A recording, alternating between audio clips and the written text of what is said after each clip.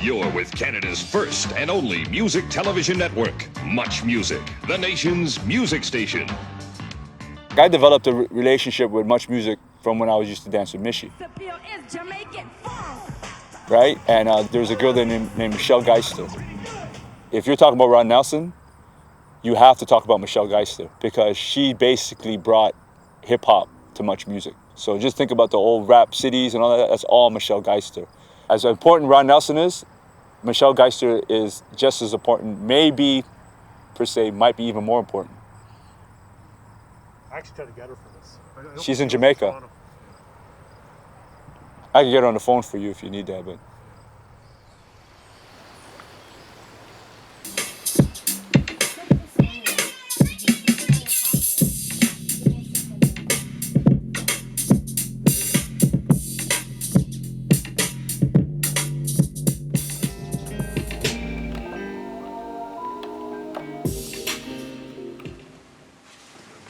Ready, mommy?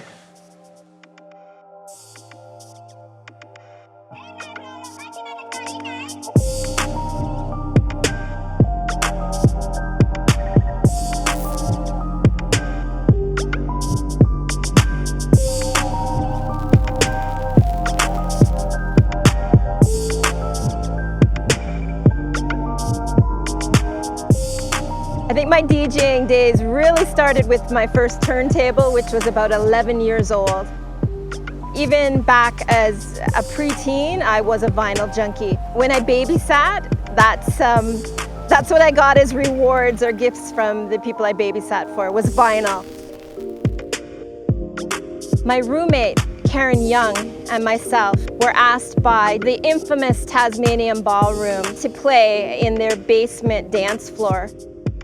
So Pauly Lopez is somebody, for example, who would tell me a lot about Michele. And she really knew her music, and she was out there with her records, but she was also on the TV side of things. Music, television, Much Music was just starting, and I knew that's where I wanted to be. I moved to Toronto, and I was just determined I would get a job there.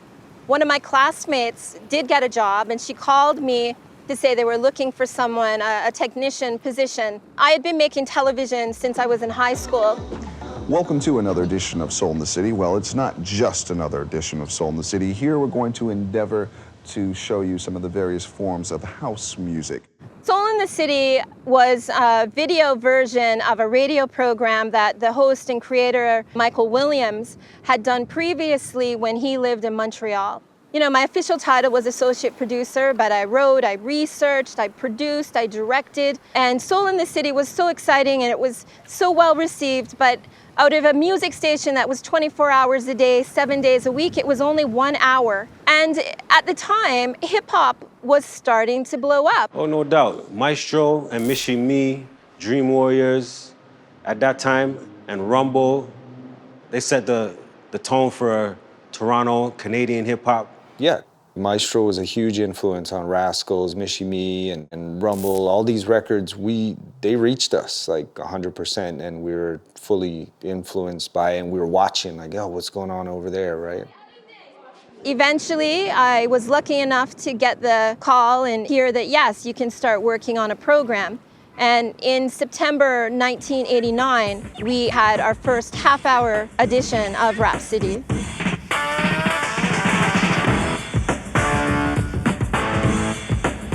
Funky.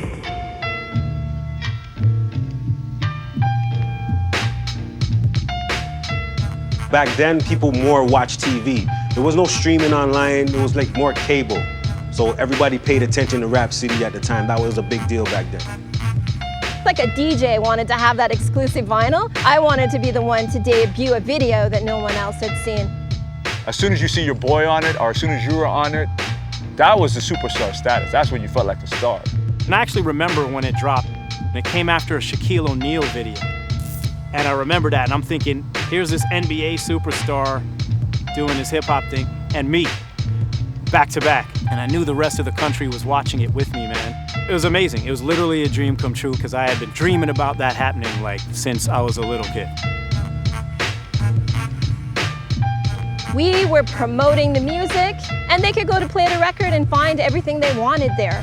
Anything that was playing or anything that was premiered, whether it was MTV or Much Music, we had to have. We did the promo, they did the sales.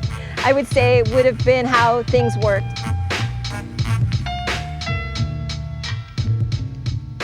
And I really do give props to Eugene for, you know, doing what he's done for so long. Hip-hop music has had its challenges in Canada. It's always been hard. In more recent years, Drake, you know, The Weeknd have blown up into huge stars. It wasn't always like that.